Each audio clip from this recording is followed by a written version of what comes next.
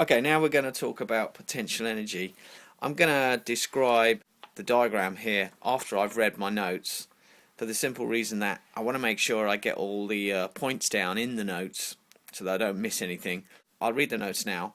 When a charged particle moves in a region of space where an electric field is present, the field exerts a force on the particle and thus does work on it. This diagram shows a simple example. A pair of charged parallel plates sets up a uniform electric field of magnitude capital E for the electric field in the region between them, and the resulting force on a test charge Q dash has magnitude F equals Q dash times E. When the charge moves from point A to point B, the work done by this force on the test charge is given by the equation W equals Q dash capital E for the electric field times D, the distance. This simply means the work done moving from A to point B. This work can be represented by a potential energy function. If we take the potential energy to be 0 at point B, then at point A it has the value Q dashed ED.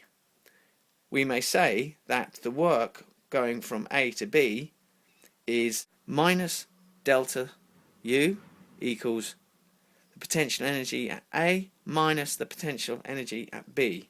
More generally, the potential energy at any point at distance y above the bottom plate is given by U subscript y equals Q dashed E y.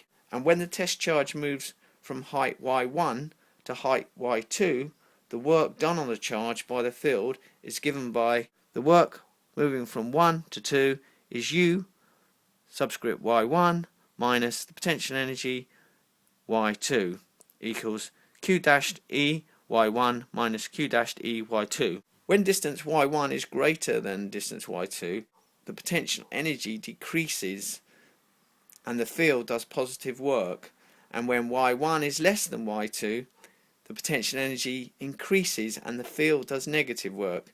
Note that the work done by electric force field depends only on the change in the coordinate y and is independent of the path of the particle.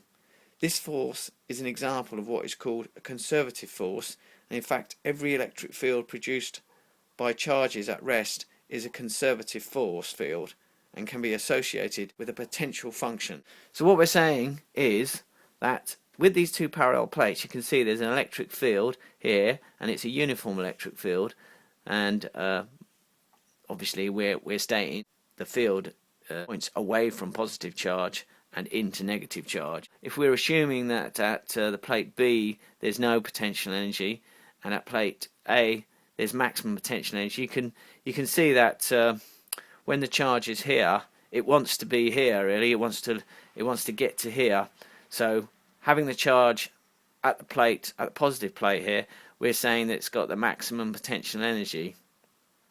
So the work to move from A to B, we're going to call that a minus, a loss in potential energy for that particular particle. So if we apply this equation, where the work going from 1 to 2 is the potential energy at y1 minus the potential energy at y2, then we look at this example here. You can see that when if we're choosing this to be the naught value here at plate B, when y2 is greater than y1, then the electric field does positive work moving charge from y2 to y1. So when the charge is being pushed this way, obviously the potential energy is now decreasing, yeah?